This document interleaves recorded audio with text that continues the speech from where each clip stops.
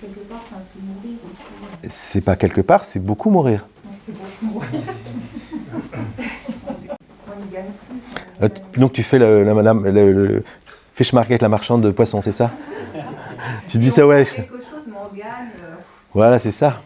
Mais bon, alors, de démarrer comme ça va un peu bloquer le processus, parce que l'idée de ça, c'est que, et ça c'est un autre concept qui est un peu difficile à comprendre immédiatement, c'est que cette perte est tellement complète que personne ne s'éveille, que cet éveil n'est pas l'éveil d'une personne. C'est en cette absence qu'on peut parler, et du coup ça devient juste un moyen de communication, mais ça ne décrit pas réellement la situation.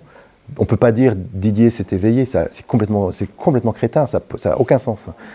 Mais on est obligé de communiquer, de faire un pont entre une vision fragmentée et cette autre possibilité, et donc du coup c'est les indicateurs qui sont donnés. Mais si tu rajoutes le marché aux poissons, ça va être très difficile, parce que ça va être ton envie qui va perpétuer cette impression que toi, tu vas pouvoir avoir quelque chose de plus, même si tu perds quelque chose en moins, quoi, en fait. Donc c'est la roue du hamster qui continue à tourner, quoi, en fait. Donc c'est se tirer une balle dans le pied d'entrée de jeu, quoi. Donc la première, c'est pas un conseil, mais la première contexte dans lequel ça peut muter est un contexte d'une recherche pour la recherche elle-même, et pas pour les gains que tu vas pouvoir avoir. Parce que dans cette perspective-là, il y aura toujours la recréation de la séparation, quoi, en fait. Donc je dirais l'évidence peut, et c'est une description que je fais, hein, je ne peux pas te prescrire quelque chose, l'évidence que toute intention personnelle par rapport à ce sujet-là est vouée à l'échec. Alors, c'est vachement difficile quand même, parce qu'on a passé toute une vie, tout ce qu'on a fait, ça a toujours été pour nous-mêmes, quoi, en fait, d'une manière ou d'une autre. Même si on a fait un acte altruiste pour quelqu'un d'autre, c'était au final pour notre propre feel-good, notre sentiment de se sentir bien, pour le plaisir que ça procure, pour l'image qu'on a par rapport aux autres.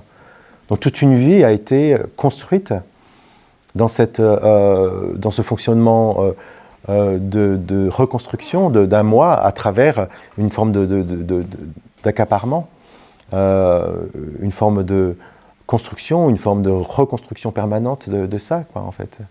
Et là, donc c'était des actions, et là il est demandé non seulement que ce ne soit pas une action additive, mais une action soustractive, hein, donc une perte, donc c'est déjà pas une habitude, mais en plus que ça qui ne te concerne pas.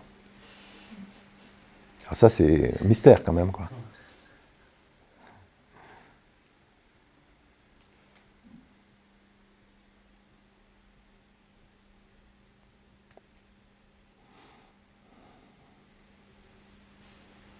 Donc voilà, c'est des débuts de réponse de pourquoi il y a les flip-flopping, les sacs à dos qui reviennent, etc. C'est toujours une manipulation à l'œuvre. Et c'est en ce sens-là que je vous invite et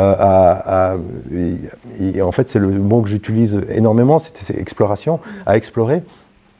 Parce que on n'est pas là on n'a pas le levier pour manipuler quoi que ce soit. Et même cette exploration-là, c'est pas nous qui la faisons, c'est cette vie donc c'est dans cette proposition-là qui à un moment donné résonne et qui apparaît, l'exploration apparaît. Et en l'exploration, on est exactement dans la position du gamin qui va regarder sous le lit.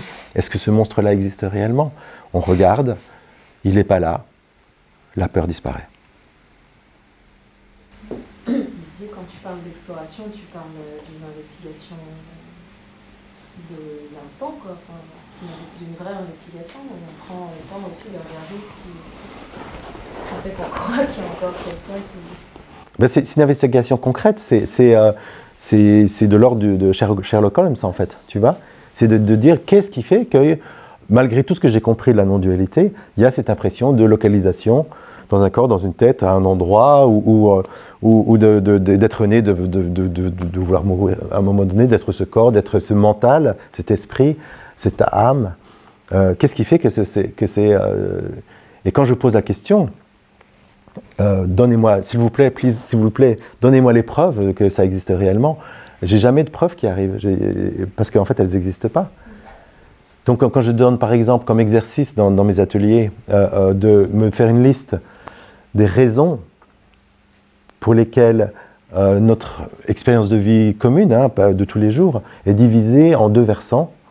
Un versant moi et un versant pas moi. Versant le monde, versant l'extérieur et versant intérieur. Intériorité, extériorité, moi, pas moi. Ok, c'est là, c'est là, c'est là. D'accord. Quelles sont les raisons? Quel est le critère qui permet de faire cette division-là, quoi, en fait? Donc on va essayer de trouver des critères. On trouve un critère, on se dit, ah bah oui, c'est à cause de ça. Par exemple, le critère, c'est le toucher. Ouais, toucher, c'est... Tout ce qui a une fonction de toucher, c'est moi, pas moi. Donc déjà, tout ce qui est à l'intérieur du corps, où il n'y a pas l'information de toucher, c'est pas moi non plus, donc tu vois. Donc on s'aperçoit c'est que des a priori. Et il est où le décret? Je voudrais le papier avec le sceau divin qui dit ce qui est en rapport avec le toucher, c'est un versant différent du reste. Non, c'est juste une information sensorielle, c'est un canal. C'est une histoire. Elle est où l'information que cette histoire-là décrit ce qu'on appelle moi? Elle est nulle part. Elle est dans aucun décret divin, dans aucune. Elle est juste un a priori, jamais vérifié. Donc voilà, c'est concret, c'est des explorations concrètes. C'est pas de la philosophie, c'est pas du. On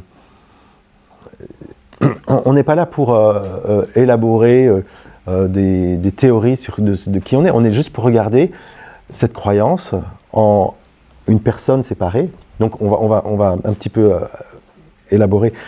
Cette croyance en une personne séparée est basée sur ce tri qui est fait en permanence.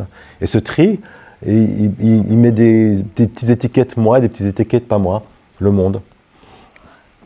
Quels sont les critères? La dernière fois, avec Alain sur l'âme, on avait fait un Zoom tous ensemble. J'avais promis un voyage en Inde gratuit, logé à la maison, gratuitement pendant une semaine, pour qui me trouverait un critère. Pourtant, c'était motivant, non, quand même?